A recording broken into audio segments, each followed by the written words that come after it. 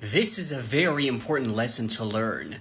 So, how do I know what's whispering to me is Shaytan or Nafs, not Allah? Because obviously that is the best way to combat them. You need to know, when is it them? So before we begin, remember that Shaytan knows your weaknesses. He runs in your blood. He knows what you're thinking, not what you're going to think. What you are thinking currently, because he runs in your blood. So, obviously his steps work differently with everyone, since we all have different weak points. However, there is a pattern to his deception, which is what we're going to talk about. But before we get to that, let's just talk about Nafs and Shaytan real quick. In my opinion, Nafs is the one that's constantly going at you to disobey Allah. Disobey him. Do this, do this. So your Nafs has that power. It is so much more powerful than Shaytan. Basically, it's kind of like your desires. Your Nafs, your evil desires. But Shaytan, it's the deception. And obviously, having deception along with power, which is from the Nafs, that's a dangerous combo. And we need to combat both. So as Allah subhanahu wa ta'ala said in Surah Al-Baqarah 168, do not follow the steps of Shaytan. He did not say do not follow Shaytan. He said do not follow the steps of Shaytan. Because that is, guys, that is how Shaytan works. He always works in steps. He will never tell you to just disobey Allah. Shaytan is not stupid. Yes, he's not very smart, but he's not stupid either. He's extremely deceptive, in fact. So yeah. So what is the pattern of his deception? He will always whisper steps to you that seem harmless, that'll ultimately lead to sinning no matter what. But he's never going to just tell you to sin. No, he's going to give you steps that lead to that sin. Harmless steps. So obviously, what you need to do is recognize those steps. This is a problem that I've seen so many times with when we're trying to stop a sin and we're repenting from that sin, we try to not repeat it again. And by the way, I've done the same. I look back, I repent, I say Allah, I'm never going to do that sin again, but I find it very difficult to stop the sin. I do it again and again, and I keep repenting. But here is what we need to know. Guys, you will never ever just disobey Allah on a whim. No, there is always something you did right before that sin. There were steps that you followed. You just don't remember because you really just thought, they were just harmless. And first of all, the way I also knew my steps, I actually asked Allah. So you need to recognize the steps. So he keeps whispering the steps to you, and he keeps going from different directions, by the way.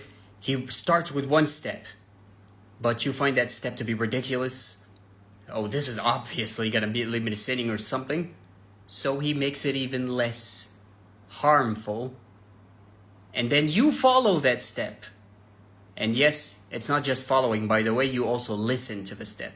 Listening is part of following the step, by the way. But I mean not just listening as in you hear it. No, I mean listen as in you pay attention. You acknowledge. You start to think, maybe this is harmless. What's that gonna do? How is this gonna lead me to sinning? That's actually following one step of Shaytan. So that makes Shaytan become stronger. And when he becomes stronger, your soul darkens a little bit because you didn't repent. You thought it was no big deal. It's nothing. So you listen, you follow, and then what happens? Your soul becomes weaker and weaker and weaker. Shaytan keeps whispering next bigger steps. But those bigger steps, at first, they would have been stupid to you and it would have been so obvious that it's Shaytan. But because you become weaker from those first steps that you followed and listened to, now they're no longer like this. You're not as strong, because you didn't repent, because you're not as strong. So you follow those steps, and so on, until he knows you're weak enough and vulnerable. You drop your guard, which is first of all about the listening part as well. You acknowledge, meaning you drop your guard. So you drop your guard. So now what is he gonna do? Now he actually whispers to you, do the sin, and you will do it. And that's when you think, I disobeyed Allah, now I'm not gonna do it again. And you think you actually just disobeyed Allah just on a whim. But no, you followed a bunch of steps that you thought were just harmless, and that led to that sin. So you need to find out what were those steps. And by the way, you might try to resist when he commands you to do the sin, but you'll be too weak. You won't be able to take it. Now what happens when he gets you to sin and you didn't repent? He moves on to bigger sins. But obviously he's not stupid. He's not going to tell you to do the next sin because he knows that one is, you're too powerful for that sin. So he's going to do the same thing, go for next steps, but to other goals this time. Another ultimate sin he's aiming for. And we're going to get to examples, don't worry. And of course the ultimate sin of all, shirk. And it will happen, by the way, if you don't repent as he keeps going up the ladder of sins until it gets to the biggest one. If you don't repent, you become so weak and weak and weak and weak you can't resist anymore. He gets and he tells you, obey me, worship me, whatever, but the way he does it. And you will do it. So now the question becomes, how do I get my strength back? You just said I became weak, it became more darkened than my soul. You repent. You need to acknowledge what you did was bad. Acknowledging, you repent, say astaghfirullah al-azim wa tub ilayh, and you say to Allah, I will never do this again. Even if you are going to do it again. Okay? Still. And don't fall for these famous tricks by Shaytan. So many of us have fallen for these. Which is what? You've done so much at this point. Allah's not going to forgive you. Yeah, honestly. I've sinned way too much. I didn't do it once. I did it 100 times before I finally decided to repent. Yeah, chances are he's probably not going to forgive me. He will forgive you. He will always forgive. Even shirk, he will forgive. As long as you don't die that way, of course. And even a more famous one. Why repent? You're gonna do it again anyway. You know you're gonna do it. You literally just said, Ya Allah, I'm not going to do it again. And you know damn well you are going to do it again. So I repent at this point. That's actually one of the very famous ones that tricks so many of us. Doesn't matter, even if you know you're going to do it again. Okay? So here's a very, very famous step that a lot of us are probably not aware of. Pornography. Pornography, that's the sin. What is the step that leads to that sin? Not averting your eyes. So many of us stare at things we shouldn't be staring at, obviously. But we think it's just harmless. I mean, they're dressed. They're not even wearing tight clothes. What is there to even stare at? That's all Shaytan. There's this thing called the eye of zina, the eye of adultery. Why? Because no matter, even if they're wearing 30 layers of clothes, if you stare at them, your eyes will naturally drift towards the private parts. Yeah, it's actually not a joke. There is a reason it's called the eye of zina. And that goes for both genders, by the way, because I know how some of us love to say this is only specific to one gender. We all know who. No, it is actually both, guys. Both need to avert their eyes. Allah said it himself. إِنَّمَا الْمُؤْمِنُونَ وَالْمُؤْمِنَاتِ يُغَضِّضُوا أَبْصَارَهُم. Both mu'min and mu'minas need to avert their eyes. Also realize that Allah said mu'min and mu'minas are the ones that do this. Subhanallah. To me, that tells me it's because, and it is, something very rare. So it makes sense why he said mu'minas and not muslimas. Or muslim and not mu'min, mu'min and not muslim. By the way, for the record, the steps that lead to sins are still sins themselves. Just keep that in mind. But they're more steps because they'll lead to other sins. Like not averting your eyes, for example. And there's actually one also that is a famous misconception. When we are married, and let's say you and your spouse are watching a movie, and there comes a sexual scene, both don't avert their eyes, and they think of it as something romantic. But you're not averting your eyes. You're looking at two other people naked, or close to naked, and you're staring at them. Yes, it's probably not going to lead to pornography because, well, both of you are married anyway, but doesn't matter. That's a sin itself. Remember, guys, there's a reason Allah said mu'min and mu'minah, that are the ones that avert their eyes. Subhanallah. And also, a lot of us don't avert their eyes because for some reason they think it makes them weird. I can understand why though, because it makes you like the odd one out of a circle. So many people don't do it, so when people see you averting your eyes, they think of you as someone like basically someone that is weak. Come on, man. You're averting your eyes from this. There's literally nothing here. She's not even wearing tight clothes. Doesn't matter. That's a very powerful test from Allah subhanahu wa ta'ala, guys. Pass the test. Now here is the very famous example of one of the steps that we just mentioned. You hear azan as you're doing something. What is always that first thought that comes to your mind? I'll pray later. I've got about 2 minutes and I should be good. 2 minutes pass.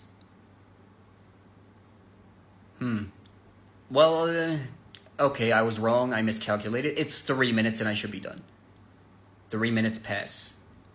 And then a very good thought that comes to your mind, you think it harmless. Well, the next prayer is actually about 2 hours away anyway. I still have got a lot of time. And all of a sudden, it keeps going. 3 minutes becomes, and you completely forget that the next prayer is actually closing in on you, and you miss it. What happened? How did this happen? Number 1, the very first step that came to your mind. I will pray later. You listened, meaning you acknowledged it and you dropped your guard. That was the first step you did. Second one, you followed that step.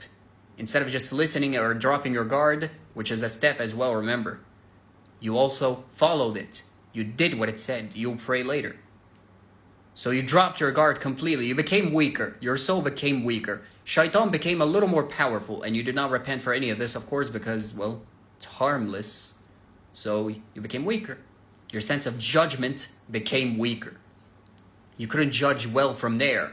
And so it kept getting stronger, and it got to the point where sometimes it doesn't even go, by the way, where you miss your prayer. It depends on how close you are with Allah subhanahu wa ta'ala or how strong your faith is, obviously. But a lot of us, it actually can reach the whole completely missing your prayer. So it became, 10 minutes have already passed. Well, the next prayer is about in 1 hour anyway.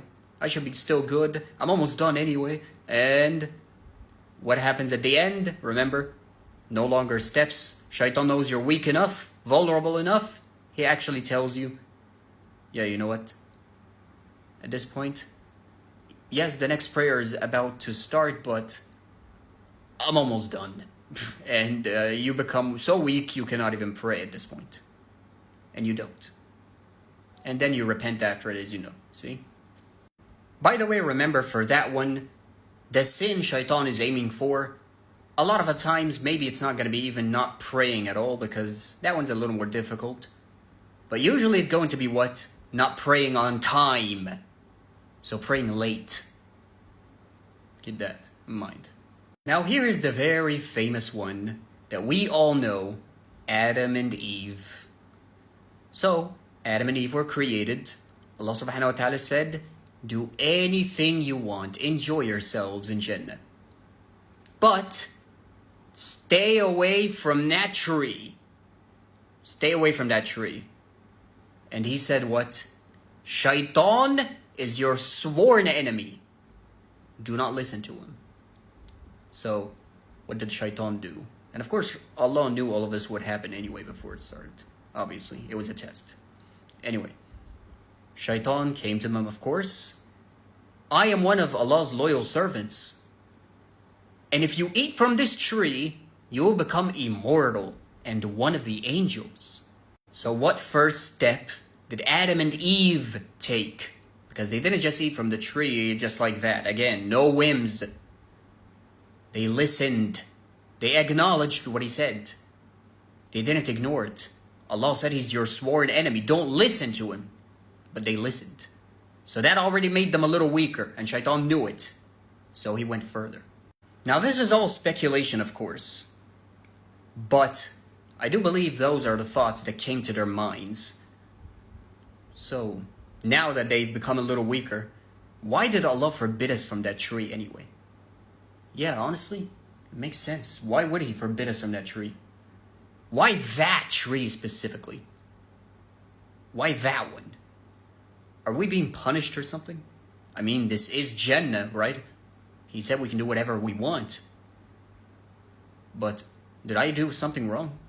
I mean, why is he forbidding me from that tree? What did I do? I literally just got created. What did I do? Do you see what I mean? Now this one may seem ridiculous, but remember, they're becoming weaker. Their sense of judgment is becoming weaker. Maybe Shaitan's right. He did say he is of Allah's loyal servants. But then again, Allah said he's our sworn enemy, so... But I mean, still, why? Why are we not even allowed near that tree? Here's a good one as well. If it's so bad for us, this tree, why does it even exist? See? Now, of course, the dropping of the guard became very apparent, so now what's left?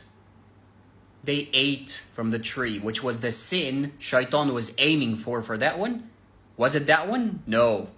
It wasn't eating from the tree. It was what's going to happen after they eat from the tree, which is what? Their naked selves got revealed to them by Shaitan. Because the second step was what? They did what Shaitan asked them to do, which is what? If you eat from this tree, you become immortal and become one of the angels. So they said, okay. Well, now it kind of makes sense. I mean, it's pretty harmless, honestly. It looks like an innocent tree. Does this look like anything suspicious to you? To be honest, not really. Exactly. So just eat. What's wrong? See? Harmless. I'm eating from the tree. Nothing is happening. And then, of course, their naked bodies got revealed to them by Shaitan. Do you see? So there is always steps that you do with Shaitan's steps. Number one, you listen, you acknowledge, instead of ignoring and keeping your guard up to combat. Remember? You're fighting them, literally fighting them. So keep your guard up. And number two, you do the step. You don't just acknowledge it anymore. Now you do it. And of course, number three, you do the sin which he was aiming for because you become so weak and you didn't repent. Because you thought it was all harmless. Here's actually one that I've been having, and it's a very, very famous one that I believe all of us also have. Shaitan's thoughts, whispers, can make you go crazy. And the only way to get rid of them is to just do the sin and get it over with, so you at least calm down, right? I can't take it anymore. Those thoughts are driving me nuts. If I at least do the sin, it will go away. And they do go away, but they'll come back worse. And here is my one. If the thoughts are this strong, maybe it's because I'm weak and I can't handle them. Or I might be the only one having these thoughts, especially the strong. I really can't take it anymore. Wallahi guys, the thoughts will go away. It's one of Allah's tests. Staying restrained, restraining yourself. He will make them go away at some point. And then he'll come back, the Shaitan. But he will make them go away. Allah will. Allah will make them go away. But after a period of time where he sees you, yes, Allah sees you trying to restrain yourself. He gives you a certain limit, different for everyone, by the way. So, for example, let's say it's 10 minutes, for example. You have to wait 10 minutes, fight those thoughts, and don't follow any steps. Remember, otherwise you will do the sin, and I'm telling you, you will do it. Even if you're strong, you will do it. But without any steps, You will not do it, but it's still going to be difficult, but you will be able to keep your guard up at least. And because your sense of judgment is not weak, it's strong. It's at its strongest, in fact. Just it's about the energy at this point. So yeah. So let's say 10 minutes have passed. The whispers will go away because Allah has seen. Remember, Allah tests with temptations, by the way, guys. That is one of Allah's tests. Test of temptation to a sin. So He sees that you passed the 10 minutes that He allotted you for. He's going to make the thoughts go away. And you will literally say to yourself, wow, I don't even feel the thoughts anymore. I thought they were never going to go away. SubhanAllah. But you need to know, of course, they will come back again. And you'll be tested again. And so on. That's the power of patience, guys. That's the mastery of patience. They'll keep coming back, maybe stronger, but you have to every time now follow the steps or listen, acknowledge them, drop your guard. You have to keep your guard up to the very first step, which is what? Not the doing action. Remember, the listening and acknowledging one. That's the one you really need to watch out for. Because if that one breaks, the next ones become much easier for it to happen. Much, much easier. Because you become weaker. Your sense of judgment as well. It's not your energy I'm talking about. I'm talking about your sense of judgment becomes weaker. Those thoughts also go away by forcing positive thoughts about Allah subhanahu wa ta'ala. And also reminding yourself, I know how difficult this is. I know how difficult those thoughts are. But do remember, you remember exactly what happened last time you followed those thoughts, right? Oh boy, how can I forget? I was crying. I hated myself. I regretted everything. And was it worth it? Never. It was never worth it. Exactly. So don't do it. You know what's going to happen if you do it. Exactly. So remember, guys, that is the second pillar of patience in our Mastery of Patience video. Remember the 3 pillars? The second one is staying guarded and restrained from Allah's prohibitions and temptations. Because He will test you with temptations. Especially if you're being guarded. Allah will test that guard of yours. Yes, He will. That's how He does it. Subhanallah. Also, quick reminder. Don't just remind yourself of what happened last time and not worth it and all these things. Also remember, Allah's punishments are severe. And do remember, clearly if you're trying to combat Shaytan and your Nafs, then that clearly means you're trying to come closer to Allah. And you know what that means, right? Yes, more rewards, much better. And yes, more tests and become more severe and all these things. But keep in mind, it also means your punishments are much more severe. So be careful. And remember, Allah is the All-Merciful. The reason the punishments are so severe is because Allah does not want sins when you meet Him. He does not want sins on your back. So He punishes you quickly instead of delaying it. Because He could simply just delay it, like for a lot of other servants He does. So they basically get the punishment in the afterlife. And believe me, you will not want the punishment in the afterlife. You will want it in this dunya, in this life. Amen.